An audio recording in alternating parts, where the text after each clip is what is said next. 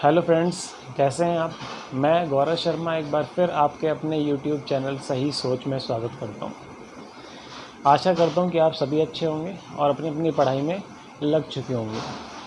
Time अगस्त आ गया है, सिर्फ आपके पास टाइम 5 से 6 महीने का बचा है, उसके बाद फिर एग्ज़ाम है। ठीक है,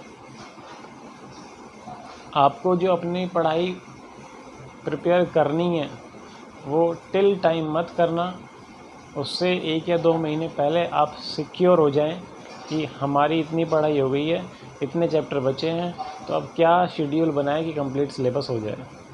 ठीक है, टाइम आ चुका है अब पढ़ने का, और इसलिए ही मैं आपको रोज़ वीडियो डाल रहा हूँ, 10th की भी और 12th की भी।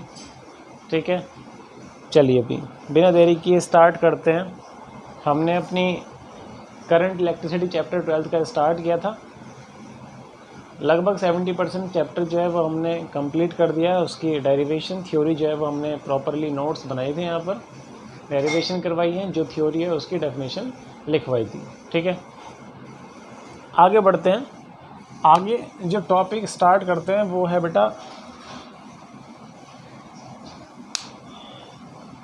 बेटा इंटरनल रेजिस्टेंस। क्या है बेटा? Internal resistance. इंटरनल रेजिस्टेंस क्या है अभी? ठीक है, 1 मिनट बेटा, इंक डाल लेता हूँ मैं इसमें। What is internal resistance? ठीक है, इंटरनल रेजिस्टेंस क्या होता है? जो भी इलेक्ट्रोड और इलेक्ट्रोलाइट होती हैं, है ना, सेल के अंदर होता है ना इलेक्ट्रोड और इलेक्ट्रोलाइट, ये जो भी रेजिस्टेंस ऑफ़र करती हैं,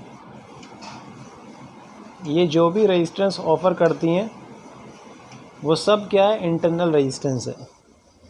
वो सब क्या है बेटा? इंटरनल रेजिस्टेंस है। Resistance offered by electrode and electrolyte of the cell. Resistance offered by the electrodes and electrolyte. सुनिए अभी, इंटरनल रेजिस्टेंस का मतलब क्या होता है? जो भी इलेक्ट्रोड्स होते हैं, ठीक है, जो भी इलेक्ट्रोड्स होते हैं और जो इलेक्ट्रोलाइट्स होते हैं, ये जो भी रेजिस्टेंस ऑफर करेंगे, क्योंकि ये इंटरनली है, बाहर से कोई मतलब नहीं है इनका, सेल के अंदर ही होंगे, तो ये जो रेजिस्टेंस क्रिएट करते हैं वही क्या होता है? इंटरनल रेजिस्टेंस होता है ना। जैसे मैं डेफिनेशन लिखता हूँ भाई, the resistance offered by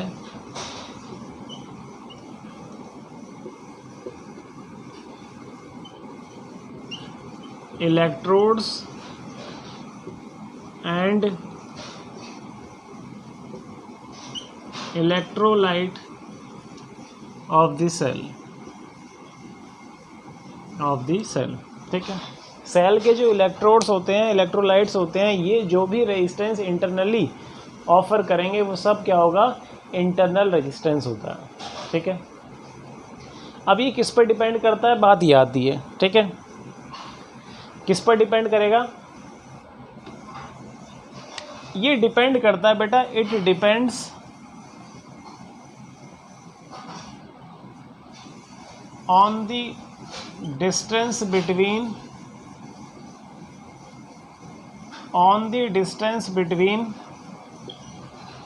two electrodes. दो इलेक्ट्रोड्स के बीच में कितना डिस्टेंस है उस पर डिपेंड करेगा, क्योंकि जितना कम डिस्टेंस होगा दो इलेक्ट्रोड के बीच में, उतना आयंस को कम एरिया मिलेगा मूव करने के लिए, और जितना कम एरिया मिलेगा मूव करने के लिए उतना ज़्यादा रेजिस्टेंस होगा। भाई डिस्टेंस कम है, इसका मतलब क्या? बहुत ज़्यादा क्लोजनेस है, तो आयंस क्या फ्रीली मूव कर पाएंगे? नहीं, आपस में क्या करेंगे? कोलाइड करेंगे, और जब उनमें कोलिजन होगा तो क्या होगा? रेजिस्टेंस बढ़ेगा। क्या होगा? रेजिस्टेंस बढ़ेगा।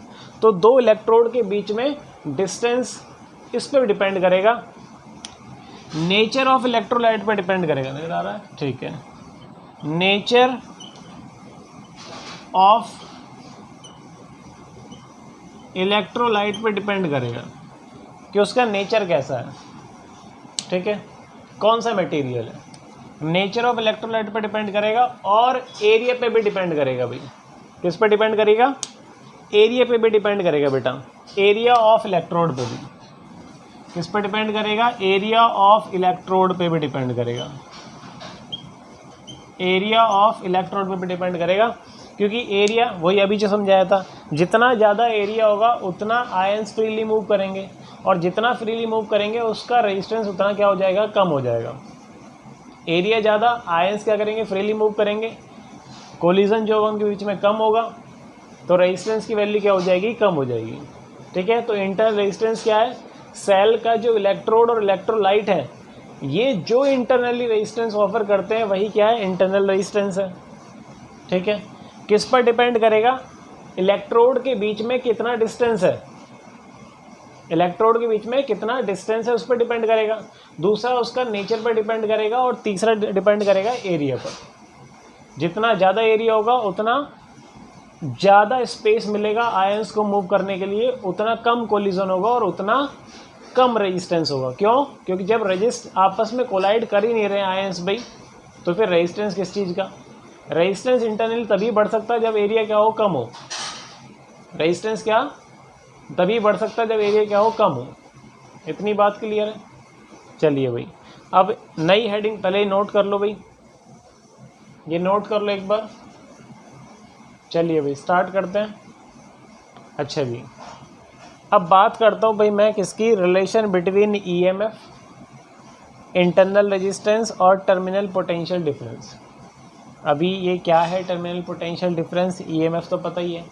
ठीक है, ये पोटेंशियल डिफरेंस जो मैंने लगाया है, बैटरी जो लगाई है, वो ईएमएफ मैंने ई लगा दिया है। इलेक्ट्रोमोटिव फोर्स होता है ईएमएफ का मतलब। ठीक है, इलेक्ट्रोमोटिव फोर्स होता है ईएमएफ का मतलब। अब दोनों में डिफरेंस क्या होता है? कब ईएमएफ और टर्मिनल पोटेंशियल डिफरेंस बराबर होंगे, कब टर्मिनल पोटेंशियल डिफरेंस क्या होता है? ज़्यादा होता है ईएमएफ से, इनके बारे में बात करेंगे। सबसे पहले इनके बीच में रिलेशन देना है, ईएमएफ, इंटरनल रेजिस्टेंस और टर्मिनल पोटेंशियल डिफरेंस। ठीक है, ये जो ईएमएफ है ना, इसका मैं इंटरनल रेजिस्टेंस मान लेता हूँ, लेट कर लेता हूँ इंटरनल रेजिस्टेंस स्मॉल आर है। क्या मान लेता हूँ? इंटरनल रेजिस्टेंस स्मॉल आर है। ठीक है, चलिए भाई ध्यान से देखना। आई इक्वल टू क्या होता है? आई इक्वल टू क्या पढ़ा भाई हमने? Total EMF upon total resistance. भाई मैं टोटल करंट निकाल रहा हूँ, ये टोटल करंट निकाल रहा हूँ, आई नीचे लिख दिया टोटल। ठीक है, तो ये कितना आ जाएगा? Total EMF, total EMF upon में total resistance, total resistance, total resistance. सही है। अब ये आई टोटल निकल रहा है भाई, आई टोटल निकलेगा, टोटल ईएमएफ क्या होगा? टोटल ईएमएफ कितनी है भाई? ये ई तो है, यही है ना भाई, ई है ना। टोटल ईएमएफ पता लगी, हमने ई लगा रखी है, अपॉन में टोटल रेजिस्टेंस बताओ कितना है। ये जो आप देख रहे हो यहाँ पर कैपिटल, ये है एक्सटर्नल रेजिस्टेंस जो हमने डिवाइस लगाया है। एक्सटर्नल रेजिस्टेंस क्या है? ये एक्सटर्नल रेजिस्टेंस। ठीक है, अच्छा टोटल रेजिस्टेंस कितना हो जाएगा? Internal resistance plus external resistance. तो एक्सटर्नल रेजिस्टेंस मेरे पास आर है और इंटरनल रेजिस्टेंस क्या है? R. External resistance capital R, internal resistance small r. ठीक है, क्योंकि जो सेल के अंदर है, सेल के अंदर ही इंटरनल रेजिस्टेंस होगा, जो इलेक्ट्रोड है उसके अंदर ही इंटरनल रेजिस्टेंस होगा। एक्सटर्नल रेजिस्टेंस में कोई इंटरनल रेजिस्टेंस, एक्सटर्नल का मतलब है जो आप बाहर से डिवाइस लगा रहे हो वो रेजिस्टेंस, और इंटरनल का मतलब होता है जो इलेक्ट्रोड्स के अंदर इंटरनली रेजिस्टेंस आ रहा है, वही होता है इंटरनल रेजिस्टेंस। अब वो नेचर पे डिपेंड करेगा, उसके उन दोनों इलेक्ट्रोड्स के बीच में कितना डिस्टेंस है इस पर डिपेंड करेगा। ठीक है, चलो भाई अब ये से मान लेते हैं फर्स्ट इक्वेशन। ठीक है, अब आपको पता है according to Ohm's law, according to Ohm's law V equal to क्या होता है IR, ठीक है। V इक्वल टू क्या होता है बेटा IR होता है, सही है। यहाँ से I की वैल्यू निकालो, तो यहाँ से I की वैल्यू आएगी I इजकल टू V/R, ठीक है। इसे मान लेते हैं सेकंड इक्वेशन। भाई ये भी तो टोटल करंट ही है ना, I इजकल टू V/R, और जो फर्स्ट इक्वेशन है वो भी टोटल करंट है। तो क्या मैं इन्हें इक्वेट कर सकता हूँ, क्योंकि इनकी लेफ्ट साइड बराबर है, I टोटल निकलेगा, इसे भी टोटल लिख देते हैं। तो इनकी राइट हैंड साइड को मैं इक्वेट कर सकता हूँ, तो लिख सकता हूँ भाई फ्रॉम फर्स्ट एंड सेकेंड क्या लिख सकता हूँ, V/R इक्वल टू, ध्यान से देखना, V/R इक्वल टू क्या लिख सकता हूँ मैं, E upon capital R plus small r, सही है। क्रॉस मल्टीप्लाई करें, ये आएगा V capital R plus V small r equal to ER। भाई V की कैपिटल R से करूँगा VR, V की स्मॉल r से करूँगा V स्मॉल r, और R की E से करूँगा तो ER। इतनी बात क्लियर है, यहाँ तक पहले आराम से नोट कर लो, फिर मैं ऊपर वाला इधर वाला रब कर रहा हूँ। वीडियो पॉज करके एक बार नोट कर लो भाई। चलिए भाई देखें ज़रा, ध्यान से देखना भाई, देखना भाई, हमारे पास रिलेशन आ गया, तुम्हारे पास क्या यहाँ दिख रहा है, ठीक है। V कैपिटल R प्लस का V small r equal to कितना आ गया, E कैपिटल, ठीक है। एक काम करते हैं, इस V कैपिटल R को उधर ले जाओ, तो इधर बचेगा V small r equal to कितना आ जाएगा, ER माइनस का VR, ठीक है। VR इक्वल टू यहाँ से क्या कॉमन आ रहा, R कॉमन आ रहा, अंदर क्या बचा, E माइनस V। ये कैपिटल V जो है ये मल्टीप्लाई में नीचे जाके डिवाइड में आ जाएगी, तो यहाँ बचेगा R equal to capital R bracket के अंदर कितना आ गया, ये नीचे जाएगा, तो इसका मतलब ये दोनों के नीचे आएगी ना।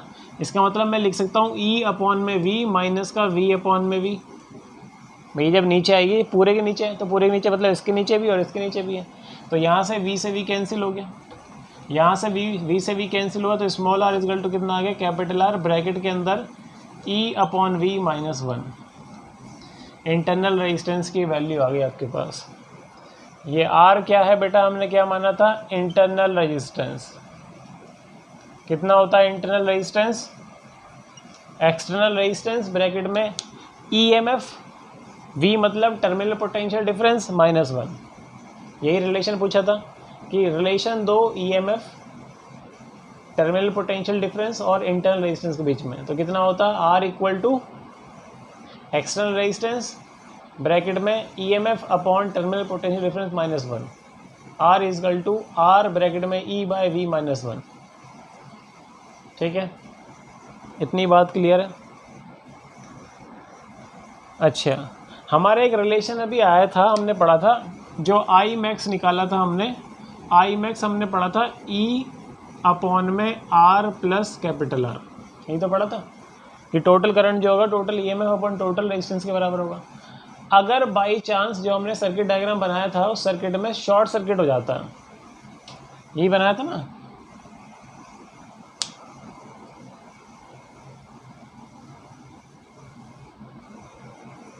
एक मिनट, हाँ भाई क्या था, हमने अपना डायग्राम बनाया था, ये हमने एक्सटर्नल रेजिस्टेंस लगाया था, ये हमने यहाँ पर सेल लगा दी थी जिसका EMF E था, ठीक है, और ये हमने कैपिटल R बनाया था, ये बनाया था।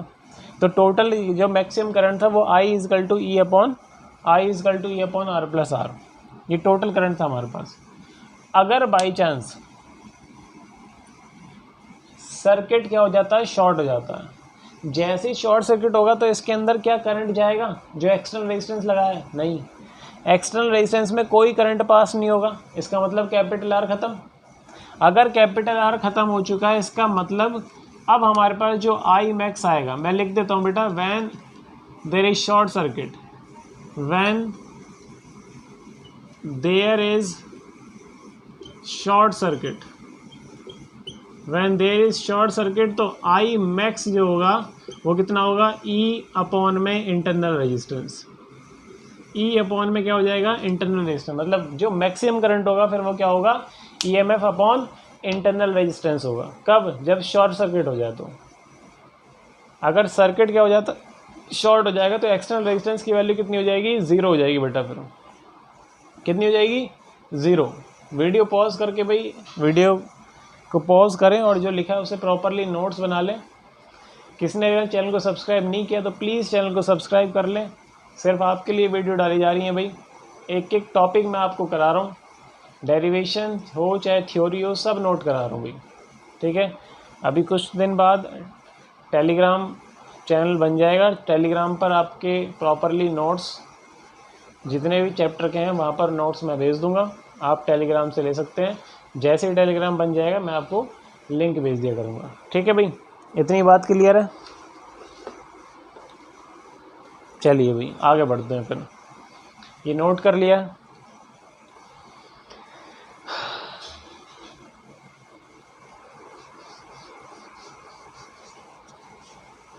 ठीक है भाई आगे बढ़ते हैं। चलो भाई नेक्स्ट टॉपिक देखो।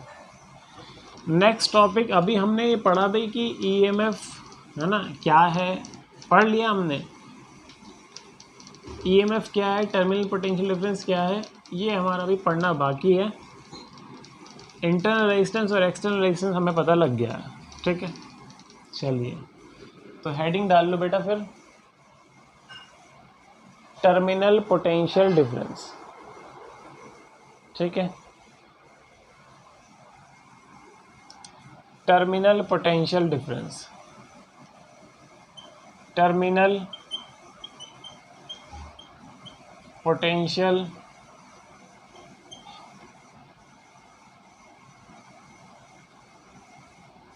Difference, TPD, terminal potential difference.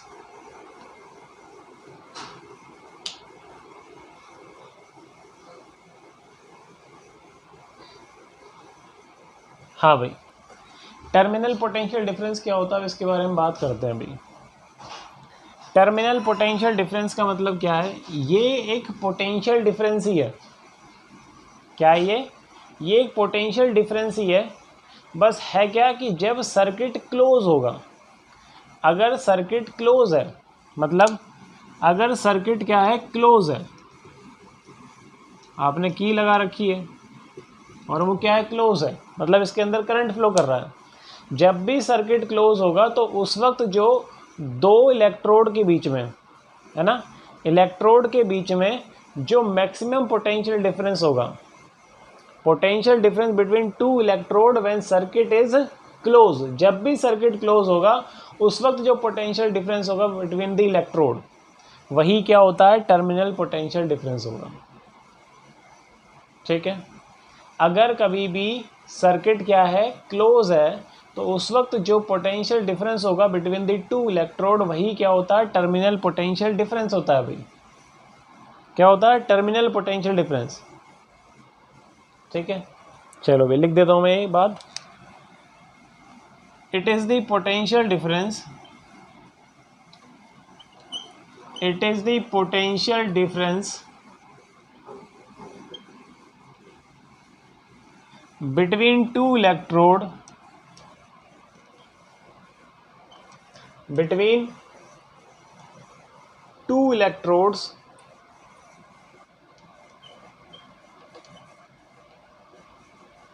between two electrodes in a cell in a closed circuit, ठीक है। क्या होता है बेटा, ये पोटेंशियल डिफरेंस है दो इलेक्ट्रोड के बीच में, कब, जब सर्किट क्या होगा बेटा, क्लोज होगा। इतनी बात क्लियर है। वीडियो को पॉज करके प्रॉपरली नोट कर लो भाई। चैनल को किसी ने सब्सक्राइब नहीं किया तो प्लीज़ चैनल को सब्सक्राइब कर लें, ताकि वीडियो अपलोड होती है आपके पास नोटिफिकेशन आ जाए भाई, ठीक है। इतनी बात क्लियर है, लिख लिया भाई ये बात। चलिए जी, वेयर इज माई डस्टर। अब ये पहला पॉइंट था इसका, अब इसके बारे में और बात करते हैं। एरो डाल के पॉइंट लिखिएगा।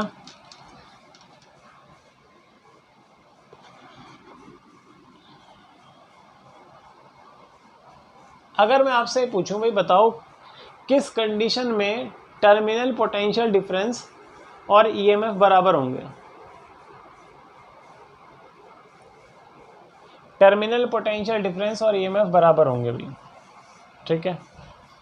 अगर कभी भी, ध्यान सुनना, अगर कभी भी किसी भी सर्किट में से कोई सेल है भाई, ठीक है, उस सेल में से अगर कोई करंट निकल ही नहीं रहा है भाई, कोई करंट फ्लो नहीं कर रहा है, when no current is drawn from the cell, अगर कभी ऐसी कंडीशन है तो हमेशा ईएमएफ और टर्मिनल पोटेंशियल डिफरेंस क्या होंगे, इक्वल होंगे। क्या बोल रहा हूँ मैं, क्या बोला, दोबारा बोलो एक बार। अगर कभी भी सेल में से कोई भी करंट ड्रॉन नहीं हो रहा है, उस वक्त टर्मिनल पोटेंशियल डिफरेंस और ईएमएफ क्या होंगे, इक्वल होंगे। बेटा सामने लिख रहा हूँ, the terminal potential difference and EMF are equal if there is no current drawn from the cell, ठीक है, फ्रॉम दी सेल। अगर सेल में से कोई भी करंट नहीं फ्लो कर रहा है, कोई भी करंट नहीं निकाला गया है, तो ईएमएफ और टर्मिनल पोटेंशियल डिफरेंस दोनों क्या होंगे, बराबर होंगे। इतनी बात क्लियर है, ठीक है। अब टर्मिनल पोटेंशियल डिफरेंस ईएमएफ अभी हमने पढ़ा था, इनमें क्या रिलेशन है, ठीक है। मान लो भाई करंट फ्लो करता है, जैसे अभी आपने क्या निकाली थी, इंटरनल रेजिस्टेंस की वैल्यू निकाली थी ना भाई, इंटरनल रेजिस्टेंस की value small r is equal to capital R, bracket के अंदर E minus E upon V minus 1, ये निकाला था, ठीक है। अब टर्मिनल पोटेंशियल डिफरेंस ईएमएफ और करंट में रिलेशन जो होता है वो होता है बेटा V equal to E minus I r. Note कर ले बेटा, इम्पॉर्टेंट है। जो terminal potential difference V, EMF electromotive force, I current, are मतलब इंटरनल रेजिस्टेंस, तो V इक्वल टू क्या होता है बेटा, V equal to E minus I r. क्या होता है भाई, terminal potential difference EMF current में जो रिलेशन होगा V equal to E minus I r, V equal to E minus I r. इसका मतलब क्या है भाई, ध्यान सुनना, सामने फॉर्मूला लिखा है, टर्मिनल पोटेंशियल डिफरेंस ईएमएफ से कम है।